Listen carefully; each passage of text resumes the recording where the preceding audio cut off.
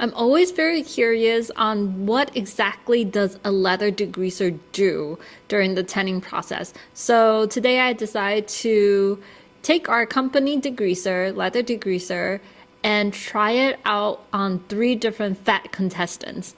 The first fat contestant is our cooking oil, our vegetable cooking oil here to be specific.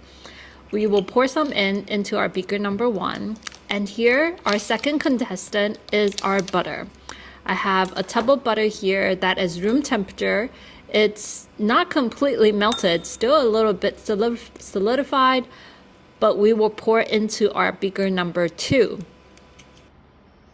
Our third and last fat contestant is one of our company's fat liquors, and the purpose of this product is to put fat back into the cowhide during the tanning process.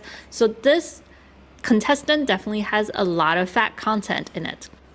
To make sure none of the contestants are cheaters, I am pouring in water to see how they will react with water and if indeed they will separate like water and fat.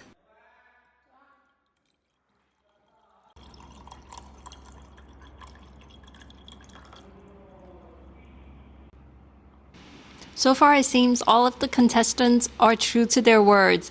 They are not mixing with water at all. So to take it up a notch, we are going to vigorously stir all of the beakers for about a few seconds to see whether all of the contestants will eventually mix with water.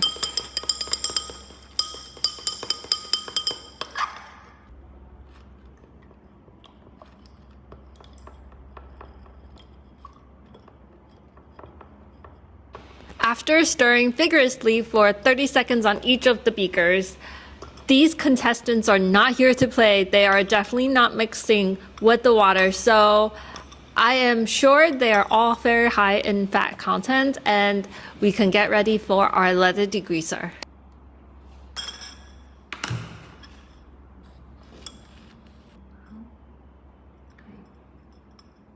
So right now, the leather degreaser is clear, but it seems that once it hit the cooking oil and water combo, the water part turns immediately opaque. For the butter and water combination, it definitely has still a little bit of opaqueness, but not as noticeable as the cooking oil and water combination. The fat liquor and water combination seems to be the weirdest out of all 3. Once the leather degreaser hit, it immediately forms 3 different segments. The top seems to be still water, and the middle part seems to be the leather degreaser, and the bottom is the fat liquor. After sitting out for about a minute, all 3 of the products look kind of different, but the fat are not yet dissolved. Since there is still a bit of a separation, we decided to go in with the stirring technique. And after stirring for just a few seconds, on the cooking and water combination, the cooking oil and water combination, immediately it turns into a white color. There's no more separation between the cooking oil and water. Now it is just a complete white, cohesively white product.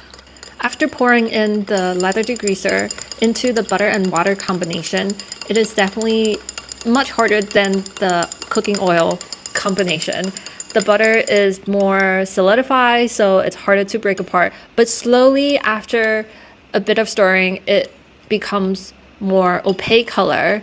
However, there are still chunks of butter in the solution, which was hard to get rid of. After stirring for about 2 minutes, there's still chunks of butter in the solution, so we decide to leave it aside for now.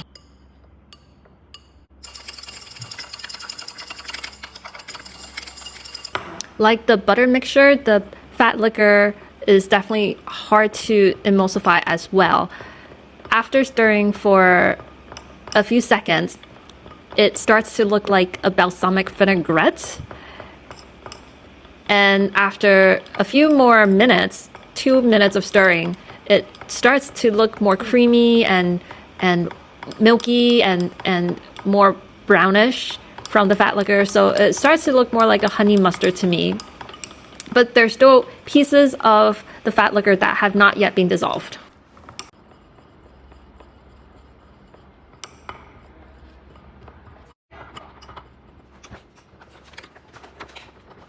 Stirring seems to only work for our cooking oil solution.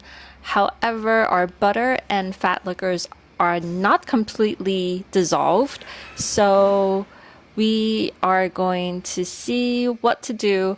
We have another strategy up our sleeve, so we're going to give that a try, and hopefully all of the fat content will be completely emulsified with water by the end of this experiment.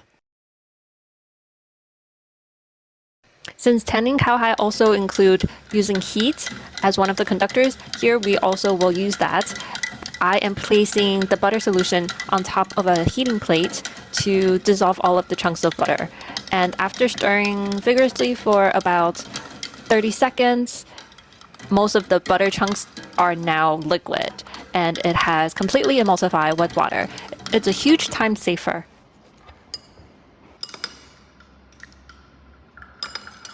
Our fat liquor hasn't completely emulsified with the water yet, so we also put it in a heating device where it can heat up faster, and while stirring, hopefully it can completely emulsify with the water.